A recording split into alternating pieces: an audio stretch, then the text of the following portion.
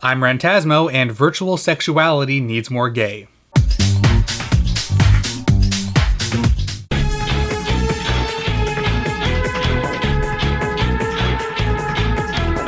And now to talk about the late 90s-ist 90s movie to ever 90s. 90s nostalgia is still very much in season, and I have to admit that I'm far from immune. On top of the general aesthetics, I think the thing I miss most about the culture of the decade was our curious naivete when it came to technology. What is this internet you speak of? And more importantly, can I wear a helmet while I use it? As a rule, if it was made in the late 90s and has the word virtual in the title, I will watch it immediately.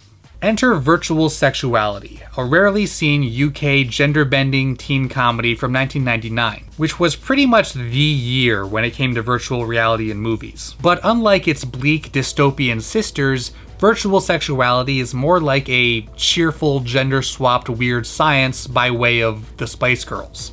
The fashions are neon, the teenagers are well into their 20s, and computers are magic! Seriously, the virtual reality component here is pretty much just an incidental magical realism plot device that somehow gets us into the whole gender switching thing. It could just as easily have been a mystical fortune cookie spell, or a birthday wish, or a crab. The movie is actually based on one of a series of sci-fi novels aimed at teenage girls. It stars Laura Fraser, whom you might recognize as Lydia from Breaking Bad, as Justine Parker, a 17-year-old girl who is also a virgin. Maybe there is something wrong. I'm a 17-year-old virgin. Which is apparently a problem for some reason.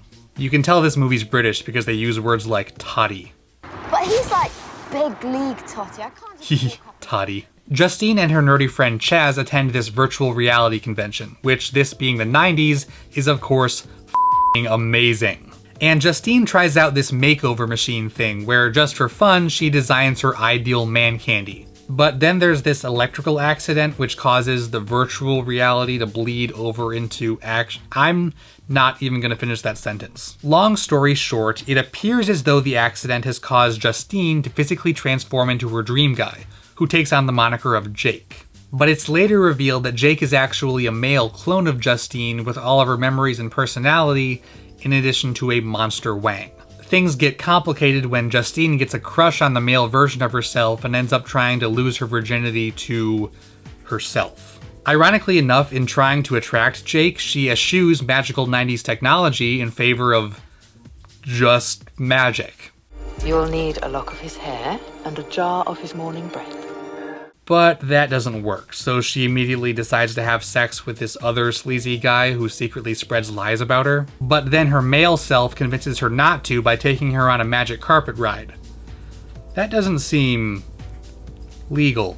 And then there are these evil programmers who want to kill / Jake, and it all ends up with Jake getting voluntarily deleted and Justine dating Chaz and learning a valuable lesson about something.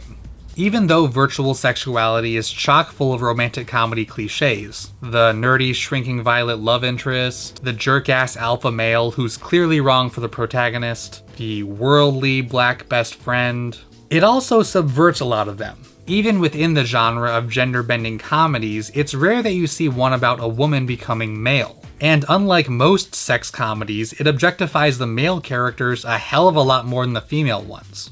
I actually can't even show you what I'm talking about. They show, like, actual penises in this movie, which is admittedly a tad creepy when you've got actors portraying teenagers. The movie also goes out of its way to make it clear that Justine and Chaz's relationship doesn't last, and that that's okay, because it's not some eternal, predestined love story. I mean, I didn't find a mate for life or anything, but that's okay. Would have been a bit boring if I had. Which is pretty cool, and something you don't see nearly often enough. But in spite of its playful bending of gender roles, Virtual Sexuality also includes some oddly heteronormative elements. Justine's double not only becomes male, but straight. Or at least, kinda straight. There's certainly no reason Jake can't be attracted to women, but the makeover machine only seems to be about altering a person's physical body. The fact that Jake seems to become spontaneously attracted to girls upon growing a giant weenus would seem to imply that heterosexuality is a default state dependent on a strict gender binary determined by a person's body parts. Even if Justine herself is latently bisexual, why would having a dong suddenly make her more privy to those feelings? But even acknowledging that, I kind of love this movie. It's like chewing a piece of neon-flavored bubblegum. Not a lot of lasting substance, but it's so relentlessly upbeat and charming that I'm surprised it doesn't have more of a cult following. It's paper thin and hardly revolutionary when it comes to gender politics, but it does take some surprising risks with its concept. It's got fun characters and a really memorable style. And the fact that it's filtered through a lens of cheesy 90s futurism is just icing on the cake. And while I'm sure the Oculus Rift can't be used to create gender-swapped clones no matter how many times it gets struck by lightning, I am confident that we will somehow find a way to use it to have sex.